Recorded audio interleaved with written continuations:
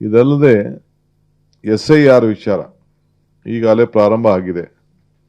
ತಮಗೀಗಾಗಲೇ ಗೊತ್ತಿದೆ, ಸುಮಾರು 1 ಕೋಟಿಗೂ ಹೆಚ್ಚು ವೋಟರ್ ಲಿಸ್ಟಲ್ಲಿ ಇಲ್ಲ. ಸೊ ಈಗ ನಾವು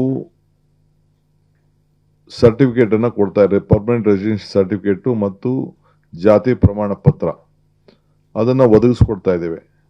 ಅವ್ರಿಗೇನಾದ್ರು ಬೇಕು ಅಂತಂದರೆ ಜನರಿಗೆ ಸಹಾಯ ಮಾಡಬೇಕು. ನಾನು ಎಲೆಕ್ಷನ್ ಕಮಿಷನ್ಗೆ ಎಲ್ಲ ಪಂಚಾಯತಿಗಳಲ್ಲೂ ಕೂಡ, ಎಲ್ಲ ಊರುಗಳಲ್ಲೂ ಕೂಡ ಎಲ್ಲೆಲ್ಲಿ ಆ ಬೂತ್ ಇದೆ ಆ ಬೂತ್ನಲ್ಲಿ ಸಭೆ ನಡೆಸಿ ನೀವು ಆ ವೋಟರ್ ಲಿಸ್ಟ್ನ ಪಬ್ಲಿಷ್ ಮಾಡಬೇಕು. ಪಬ್ಲಿಷ್ ಅಂದರೆ ಅಫಿಷಿಯಲ್ ಆಗಿ ನೀವು ಓದಬೇಕು, ಸಭೆಗಳನ್ನು ಮಾಡಬೇಕು ಅಂತೇಳಿ ಕೂಡ ನಾನು ಮನವಿ ಮಾಡಿದ್ದೇನೆ. ಆ ವಿಚಾರದಲ್ಲೂ ಕೂಡ ಸರ್ಕಾರ ನಮ್ಮದೇ ಆದಂಥ ಕಾರ್ಯಕ್ರಮವನ್ನು ರೂಪಿಸ್ತದೆ. ಈಗ ನಾನು ಶಾಸಕರು ಕೂಡ ನಿಮ್ಮ ಕ್ಷೇತ್ರದಲ್ಲಿ ಮತದಾನದ ಹಕ್ಕನ್ನು ಉಳಿಸ್ಕೊಳ್ಬೇಕು. ಮತ ಇದ್ದರೆ ನಿಮ್ಮ ಬದುಕಿಗೆ ಒಂದು ದೊಡ್ಡ ಶಕ್ತಿ ಬರ್ತದೆ ಅನ್ನೋದನ್ನು ಅವ್ರಿಗೆ ವಿಚಾರವನ್ನು ಪ್ರತಿಯೊಬ್ಬರು ಕೂಡ ತಿಳಿಸ್ಬೇಕು. ಯಾರಿಗೂ ಕೂಡ ಅನ್ಯಾಯ ಆಗಬಾರ್ದು.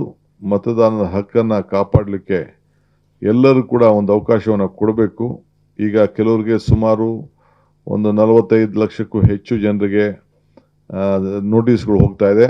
ಅದಕ್ಕೆ ಏನೇನು ಬೇಕು, ಪರಿಹಾರ ಬೇಕು, ದಾಖಲೆ ಬೇಕು, ಅದಕ್ಕೆಲ್ಲ ಶಾಸಕರು BLAಗಳ ಮುಖಾಂತರ ಅವ್ರಿಗೆಲ್ಲ ಒದಗಿಸ್ಕೊಡ್ಬೇಕು ಅಂಥೇಳಿ ಅವರೆಲ್ಲರೂ ಕೂಡ ಮಾರ್ಗದರ್ಶನ ಕೊಟ್ಟಿದ್ದೇವೆ.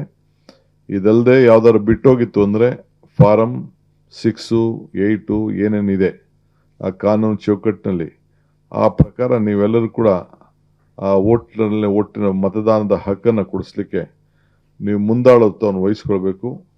ಯಾವುದು ಪಾರ್ಟಿ ಪಕ್ಷ ಅನ್ನೋದಕ್ಕೆ ನೋಡದೆ ನೀವೆಲ್ಲರೂ ಕೂಡ ನೀವು ಸಹಾಯವನ್ನು ಮಾಡಬೇಕು ಅಂಥೇಳಿ ಅವರಿಗೆ ಮಾರ್ಗದರ್ಶನವನ್ನು ನಾವು ಕೊಟ್ಟಿದ್ದೇವೆ. ಇದಾದ ಮೇಲೆ ನಾನು ಅವ್ರಿಗೆ ಭಾರತ್ ಜೋಡೋ ಸಂಘಟನೆ ಬಗ್ಗೆ ನಾನು ತಿಳಿಸಿದ್ದೇನೆ. ಇವತ್ತು ಭಾರತ್ ಜೋಡೋ ಸಂಘ ಇದು ಯುವಕರಿಗೆ ಒಂದು ಈಗಿನ ಹೊಸ ಜನ್ರೇಷನ್ನ ನಾವು ಅವ್ರಿಗೆ ಅನೇಕ ಕಾರ್ಯಕ್ರಮಗಳನ್ನು ನಾವು ರೂಪಿಸ್ತಾ ಇದ್ದೇವೆ. ಅವ್ರಿಗೆ ಯುವಕರಿಗೆ ಪ್ರತಿ ಪಂಚಾಯತಿಯಲ್ಲೂ ಕೂಡ 100ರಿಂದ 250 ಜನ ಕ್ರೀಡೆಗೆ, ಯೋಗ ಮತ್ತು ಯೋಗಕ್ಷೇಮ, ಸಾಂಸ್ಕೃತಿಕ ಚಟುವಟಿಕೆಗಳು, ಪರಿಸರ ಮತ್ತು ಗಿಡ, ಬೋಧನೆ, ಸಮುದಾಯ ಸೇವೆ, ವಿಪತ್ತು ನಿರ್ವಹಣೆ, ನಾಯಕತ್ವ ಮತ್ತು ವ್ಯಕ್ತಿತ್ವ ವಿಷಯ, ಇಂಥ ಎಲ್ಲ ಕೂಡ ವಿಚಾರವನ್ನು ಗಮನದಲ್ಲಿಟ್ಕೊಂಡು ಸಾಂಸ್ಕೃತಿಕವಾಗಿ ಹೆಚ್ಚಿಗೆ ಗಮನವನ್ನು ಕೊಟ್ಟು ಸಾಯಂಕಾಲ ಅವರ ಯಾವುದೋ ಅಭ್ಯಾಸ ಕೂಡ ಹೋಗದೆ, ಸೊ ಅವರು ಕೆಲವರು ಅನೇಕ ನಮಗೆ ಮಾರ್ಗದರ್ಶನ ಕೊಟ್ಟಿದ್ದಾರೆ. ಈ ಡ್ರಗ್ಸ್ ಮುಕ್ತ ಆಗಬೇಕು, ಕ್ರೀಡೆಗೆ ಮುಂದಕ್ಕೆ ಹೋಗಬೇಕು, ಸಾಂಸ್ಕೃತಿಕ ಚಟುವಟಿಕೆ ಮುಂದಕ್ಕೆ ಹೋಗಬೇಕು.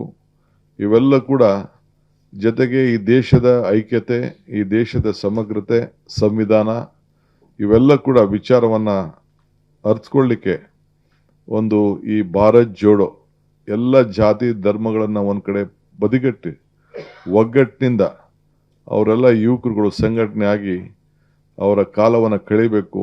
ಅದಕ್ಕೆಲ್ಲ ಸದಸ್ಯರನ್ನು ಮಾಡಬೇಕು. 16 ವರ್ಷದಿಂದ 35 ವರ್ಷದ ಯುವಕರಿಗೆ ಗ್ರಾಮೀಣ ಪ್ರದೇಶ ಇರ್ಬೋದು, ನಗರದಲ್ಲಿ ಸಂಘಗಳು ಮಾಡಬೇಕು ಅಂತೇಳಿ ಅವ್ರಿಗೆ ಮಾರ್ಗದರ್ಶನವನ್ನು ಕೊಟ್ಟಿದ್ದೇನೆ.